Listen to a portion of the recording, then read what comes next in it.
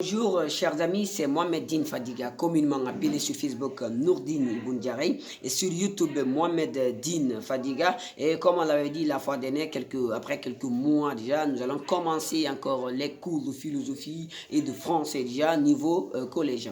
Et aujourd'hui nous allons parler sur ce qu'on appelle la distinction entre la vérité et la réalité, parce qu'on a constaté qu'il y a, c'est-à-dire que les gens ne font qu'à confondre ces deux, qu'il y a un grand drame entre la compréhension de ces deux, et la vérité et la réalité.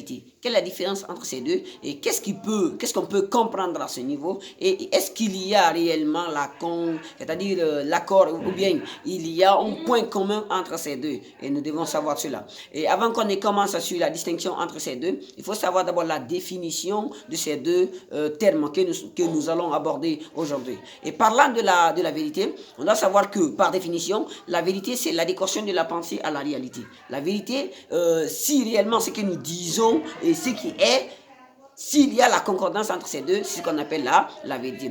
Et la réalité, c'est quoi? C'est ce qu'on voit. Donc, vous devez savoir la différence entre ces deux, à ne plus confondre. Et notre cours aujourd'hui va s'accentuer sur ça dans quelques minutes pour ne plus qu'on confond. Et puis, on aura le temps, peut-être la semaine à venir, pour parler encore de beaucoup de choses, de beaucoup de cours de philosophie et de cours de français aussi qui vous attendent. Et donc, la différence entre ces deux, c'est quoi? La vérité, c'est que nous disons là, c'est qu'on dit. Et si réellement c'est en accord avec ce que nous voyons, c'est ce qu'on appelle la vérité. C'est la vérité. Ce que nous avons dit est devenu la vérité. La réalité, c'est quoi? C'est qu'on voit, ce qui est vu à l'œil nu à travers les organes du sens. Ce que nous sentons réellement, ce qu'on appelle la réalité. Ce qui est là, c'est-à-dire tout ce qui nous donne comme connaissance à travers les organes du sens.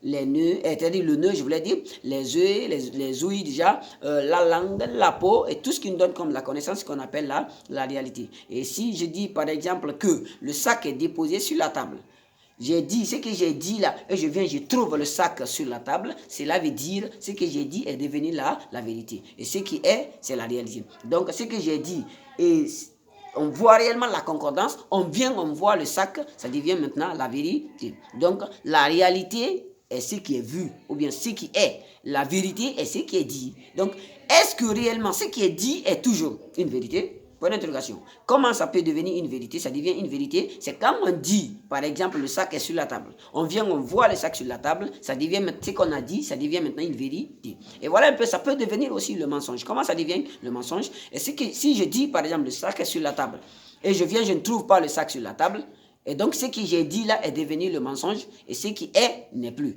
et n'est jamais déjà. Et donc, n'est même pas. Et voilà, on est venu, on a trouvé, on a vu réellement qu'il n'y a pas de sac sur la table. Donc, ce que j'ai dit est devenu le mensonge. Donc, la vérité, c'est en adéquation avec la réalité. La vérité, c'est qu'on dit, c'est que si réellement il est, ou bien ce qu'on dit, si ça existe réellement, c'est ce qu'on appelle la vérité. Et donc aujourd'hui, notre leçon est basée sur ça seulement, et peut-être on aura le temps d'aborder beaucoup de choses, et je vous pousse à suivre, je vous pousse déjà à vous abonner sur Facebook, sur YouTube déjà, et j'aurai beaucoup à vous donner, et vous aurez aussi à me donner, et les critiques et les suggestions seront les bienvenues. Je vous pousse à critiquer, je vous pousse à apporter des suggestions, car nul n'est parfait, seul Dieu déjà. Et donc merci à vous, c'est votre frère, votre professeur, et votre enfant, votre fils, je peux dire comme ça, votre petit-fils, Mohamed